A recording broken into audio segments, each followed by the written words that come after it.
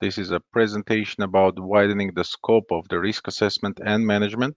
I will try to present what we are doing here at the IAA and what is our vision in this area. So let's start. So actually the outline of my presentation includes the IAA efforts in the area of PSA, probabilistic safety assessment, and also risk-informed decision making. And also it includes the widening the scope of PSA, mainly focusing on the following areas such as multi-unit, multi-source risk analysis, PSA for SMRs, advanced techniques in the PSA, and also use of PSA for security purposes. And I will try to summarize our vision in this area and future outlook.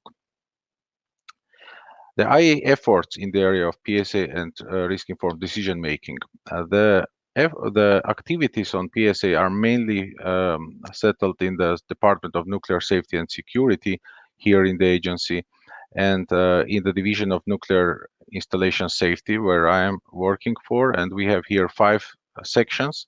All of the sections have certain activities in the area of PSA, and I'm representing safety assessment section, which is taking care about the most majority of activity in the area of risk analysis, and we are responsible for the safety standards development in this topic. So going forward, the PSA activities in the agency are mostly focused on 3 topics. Those are PSA reviews, those are publications on PSA, and also we perform education and training activities in the area of PSA. And I will try to elaborate more on each of these topics in my future slides.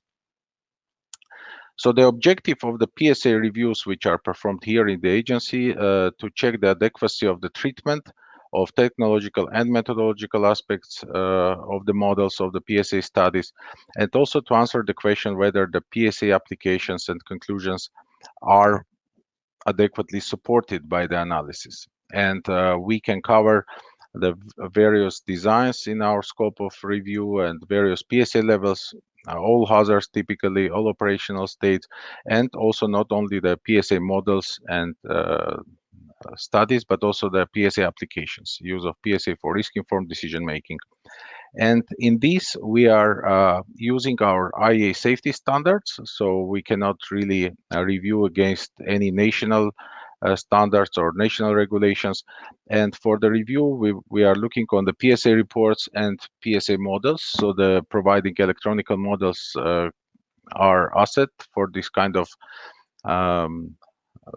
reviews. And if it is about existing power plant, the walk downs are essential part of the review, which are mostly important for the internal and external hazard PSA analysis. Now talking about IA publications in this area, those are, I will start with our safety standards. So we are working on various levels, safety fundamentals, safety requirements, and safety guides. And in terms of PSA, it starts with the safety requirements, where we have a document on safety assessment for facilities and activities, which basically represents the requirements to PSA, and also deterministic safety assessment. So this is a kind of high-level requirement, which represent high-level statements, shell statements in terms of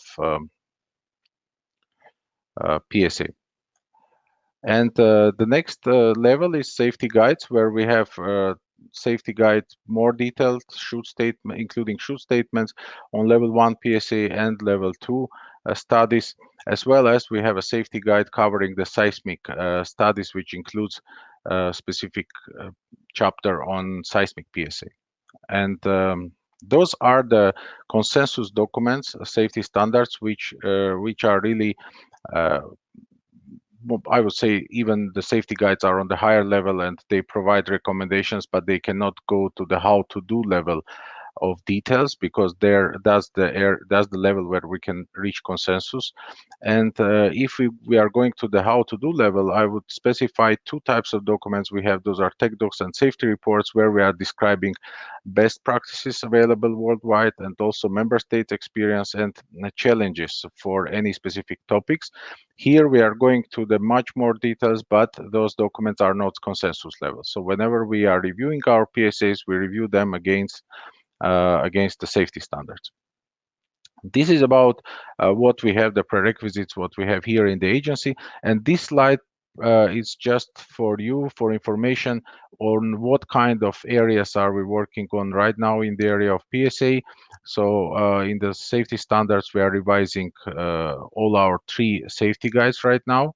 And for the safety reports, we are working on the topics such as human reliability, multi-unit PSA, safety analysis for SMRs, including the PSA and the deterministic safety assessment. We are working in the area of research reactors. Recently, we had a document published on research reactors reliability database, and many other topics which you can see. So widening the scope in the area of risk assessment and management. This is let's try to go in more details to the aspects we are working right now. And let me start from the background that IEA activities on risk assessment, they were started since 80s, early 80s. You can see that the first publication was in 1984, was on survey of probabilistic methods in safety and risk assessment for nuclear power plant licensing. And then we were working on development of various publications which covered several aspects such as PSA implementation, PSA applications, the how to do PSA reviews for the regulatory perspectives, and in general the PSA related databases, etc. So many aspects were covered during this year, and the risk assessment approach seems to be very well established and harmonized worldwide, and it is considered as a powerful tool to be used together with the other inputs such as deterministic safety assessment to be applied in the broader context. And in this regard, in agency publications, I think currently we are covering this harmonized approach and more or less the consensus available in the member states in this area. So, but what I want to describe in more detail today, those are these so-called widening the scope topics, which are related to multi-unit risk assessment, multi-source considerations, use of PSA for SMRs, then more advanced techniques such as dynamic PSAs, errors of commissions, and reliability of innovative systems such as software systems or passive systems reliability, and also use of PSA for security purposes. So starting with the multi-unit and multi-source risk analysis and management, this topic is really emerging after Fukushima, which demonstrated the importance of the topic, and also the fact that the majority of sites, they have more than one unit. So actually 139 sites out of almost 200 in the world are multi-unit sites. Therefore, the topic attracted a lot of interest among IE member states, and there were IE General Conference resolutions asking the member states to perform multi-unit safety assessment, and also to request us, the agency, to develop guidance in this area. And we had several events during the general conferences with the involvement of high-level representatives from the member states. And one of the important uh, lessons learned from these events were that we need to focus on the realism in these models, in the multi-source or multi-unit models, and to count not only for the negative interactions between the units, but also on the positive ones. So the technical framework in this area is already covered in recent 3 IEA documents. Those are Safety Report 96, 92, and also TechDoc 1804. But they are not really going to the how to do level. And therefore, in 2016, we initiated a project on multi-unit PSA aimed to develop a methodology on how to develop multi-unit PSA. The project attracted 40 experts from 13 member states worldwide, very experienced PSA professionals. And during this project, we first developed the methodology in phase 1. Then we tested the methodology using the case study, and later it was the case study provided feedback to improve the methodology. And right now we are in the final stage of publication. So I hope that very soon you will see the report ready. And this is important to mention that the methodology is complementary to single unit PSA, well-known approach. It is in line with IA safety standards and applicable for the sites with large number of units. And it was important that we not only calculate the risk metrics, but also we are able to identify and rank multi-unit risk contributors. So basically to understand the risk profile. The main outcomes from the studies and projects on multi-unit PSA in the agency will be this document, which will be published soon. Also, it is the understanding about the multi-unit PSA techniques and also level of efforts needed for that, because there was a skepticism that it's too much work, and what are the benefits out of that. But we were able to see that the benefits are more precise and detailed understanding of multi-unit risk profile on a site level. There are some challenges related to correlations, related to human factor and complexity of the models. And regarding the path forward, I see no limitation to apply the methodology to SMRs, to small modular reactors. And also the next steps would be to try to elaborate on the techniques in the area of human reliability for multi-unit context and also inter-unit correlations. We are right now incorporating the lessons learned in the IA safety standards. And also another topic is to account for other sources or on-site, not only reactor units. We are also looking on the spent fuel pools and trying to tackle the issue related to the other sources, such as dry storages, for example, on site. And this question was also raised during recent discussions of safety standards. Next topic is PSA for small modular reactors. This is a new endeavor for all of us, and SMRs in current IA safety standards are not really represented, and the agency considered that new safety requirements for specific small modular reactors, they are not appropriate at this stage due to several reasons, like limited experience, a variety of available designs, and etc. And but we are focusing on development of low-level documents first, which will cover specific aspects related to that. And one of them was related to the applicability of current IEA design safety requirements to SMRs. And out of 82 requirements, we have seen that for light water reactors, SMRs, almost all of them were applicable as is. Only 8 required certain modifications. And for high temperature gas reactors, we see really different situation that maybe 1/3 of the requirements are not really applicable as is. So this requires more closer look and focus. And in parallel, we are working on the project on safety analysis for SMRs, which include PSA for SMRs, and is covering various technologies, not only these two, also molten salt reactors and others. And within this project, we already had one meeting, and which went in the interesting discussions last year. And during this meeting, we came up with the following conclusions or insights: that the PSA approach in general is applicable for SMRs. There is no really issues with that. And IEA multi-unit PSA methodology could be really used for to cover issues related to multi-modularity, such as positive and negative interactions between the modules, or treatment of multi-module dependencies, or shared control rooms and shared staff among units or modules. And there is a broad opportunity for use of PSA for SMRs in terms of design optimization, graded approach, and also emergency planning. Challenges: there are several challenges for SMRs in PSA. First of all, this is the risk metrics. For non-light water reactors, not always core damage frequency as a risk metric could be applied. And for example, for high temperature gas reactors, Passive systems and software system reliability is another issue, and but this is not really specific for SMRs. It's more broader. And lack of reliability data is another topic.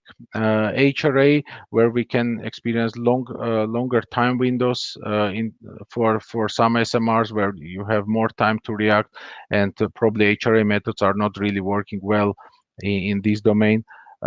Interactions between the modules, positive and negative. Again, mission times, if we consider only 24 hours, this could be not enough for the SMRs, etc. So those are the challenges, and we are working on right now on this topic. And if there is an interest, please contact me. The meetings will be restarted soon, and probably they will be virtual. So we would be happy to have more contributors to our work. The next topic is advanced PSA approaches.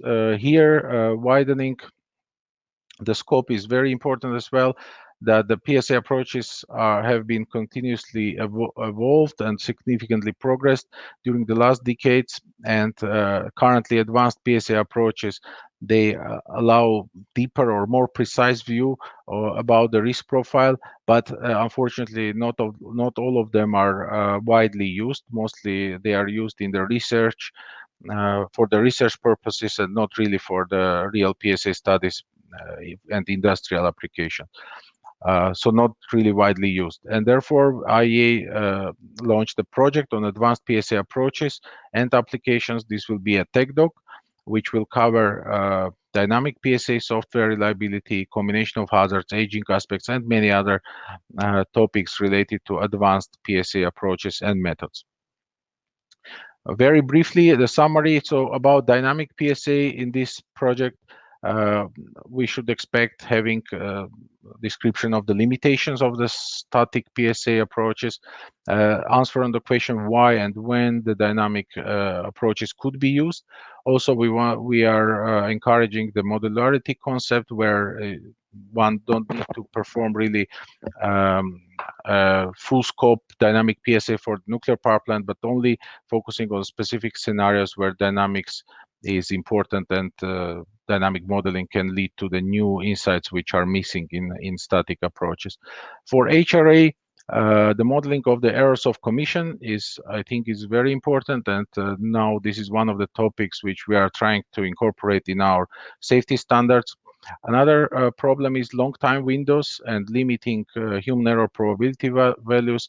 This issue is especially important for the new designs where, thanks to passive systems, we have more times for operator actions, and therefore the long time windows issue is becoming more important. Same for the digitalized MCRs for the new reactors, and whether the current HRA methods are applicable there. Human and organizational factors in HRA, we have now we are working on the specific chapter in one of our safety reports, talking about which of the factors are covered and which are not in the HRA methods right now, and HRA in design stage. About the modeling of portable equipment, the first of all, whether to credit it or not, the consensus is that yes, if the surveillance and test procedures are well developed, if we have procedures, if we have drills and trainings for the equipment, why not to credit them? But then the issues are related mainly for the data acquisition for portable equipment, and also about the human reliability related to deployment in case of site devastations, etc. For the software reliability, there are several approaches such as testing, bug insertion, or qualitative assessments using expert judgment. And this is also an issue which is coming up, and basically PSA analysts, they require reliability figures for the software, including common cause failures, and we will have this covered in the tech doc. As much as we were able to collect the information, unfortunately this area is really vague and difficult to find concrete approaches, but that's the area we are also working on and incorporating in our safety standards. Yes, and basically that's what I already mentioned, that in revising our safety guides right now, we are trying to widen the scope as much as we can in terms of reaching the consensus. And here you can see the aspects which we are currently trying to put inside the safety standards. Those are spent fuel pool considerations, multi-unit PSAs, also passive systems reliability, more detailed on that, details about the modeling of software-based systems. For HRA developments, one of the controversial topic could be the errors of commissions, which currently are reflected in the safety standards as a should statement. And we will see the member states' reaction on that. More on combination of hazards and also recent development in PSA applications. Now, the last part of the presentation is devoted for use of PSA for security purposes. This is a new project, and safety security interface, the importance of safety security interface was highlighted, and we have two technical guidance here in the agency on identification of vital areas and also on the engineering safety aspects, and both of them are really asking to use the PSA for security purposes.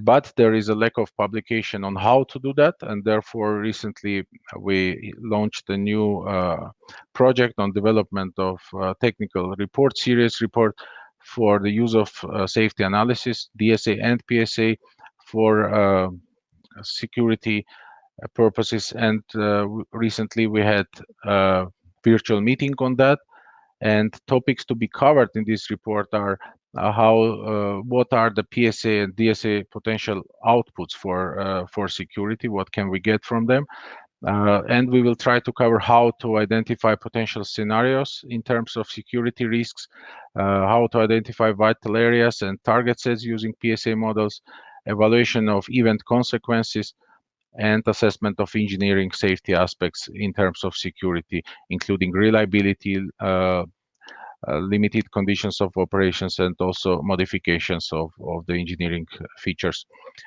And last but not least, requirements to the quality from the PSA models, which will really allow to use it for security purposes. Just last slide about the future outlook. So IEA continues the efforts in this area, in the area of risk assessment and risk management. Current activities in terms of widening the scope are mostly related to safety guides revision for SSG3 and SSG4 on level 1 and level 2 PSA. We are working on safety analysis for SMRs, harmonizing advanced PSA approaches, and hopefully the TechDoc will be also published soon on this. And just started with the possible applications of PSA for security purposes. And the safety report on multi-unit PSA will be published soon, so we anticipate some real applications in the member states. There are already some studies in EPRI, in Canada, in Korea and Europe on that, but I hope that the report will facilitate these activities. And the last point is providing tailored support to the member states on all of these topics in terms of peer reviews, independent peer reviews organization, and also organization of the trainings and workshops on these topics. Thank you for your attention. Sorry for being not online with the slides in the beginning, and happy to answer the questions. Georgia? Great, thank you so much. That was really interesting. There's obviously a lot of work going on at the IEA around PSA, and personally I was very interested to get an update on the SMRs as it's very topical at the moment. So we've got some questions coming in and we have time for a few. So I'd like to kick off with this one. Does IAEA have any plans to widen the scope of PSA to include particle accelerators or fusion? This topic was not discussed yet, so the short answer is no. But we are now, as I mentioned, we are going from the reactor units to other nuclear installations such as dry storage facilities. Now we are incorporating also spent fuel pools on site. Probably that would be the next step for us. It's really, I see no limitation for the use of PSA methods for such kind of technology. So, but right now there are no plans to work on that. Okay, great, thank you. So maybe watch this space and in the future potentially. So the next question is, there is likely to be a lot of debate on whether risk predictions for nuclear power plants should include or exclude contribution from security initiating events. Whilst an obvious source of risk, such events are not random in nature. Have there been any discussions at the IAEA on this, please? Yes, sure. And it was really, this question was raised by the member states as well.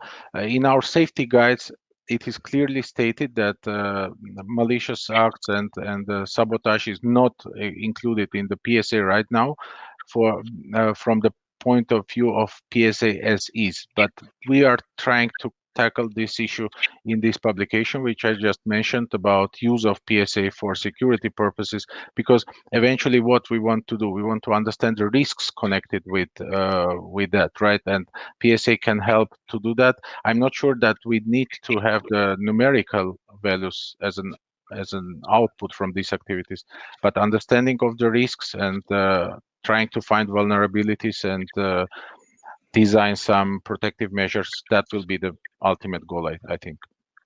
Great, thank you. And one last question. When does the IAEA plan to include PHM in PSA, please? PHM? Can you spell that? I'm not sure if Fahad, you can just give us the acronym for PHM, please, and we'll hold off on that question.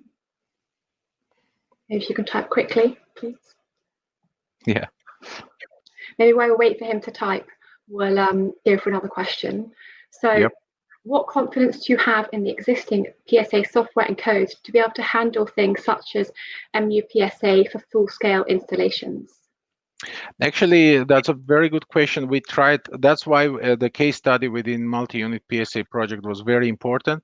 And so far, we haven't seen any issues regarding we have used only one code, but within our project, we have experience with other countries which were using several different codes for that. Of course, the models become bigger and more complex, but so with current computer power and usage of current codes, there was no issue related to that. There was an issue connected with the consideration of the success paths in the seismic PSA, for example, or external hazards PSA, when the failure probabilities are high.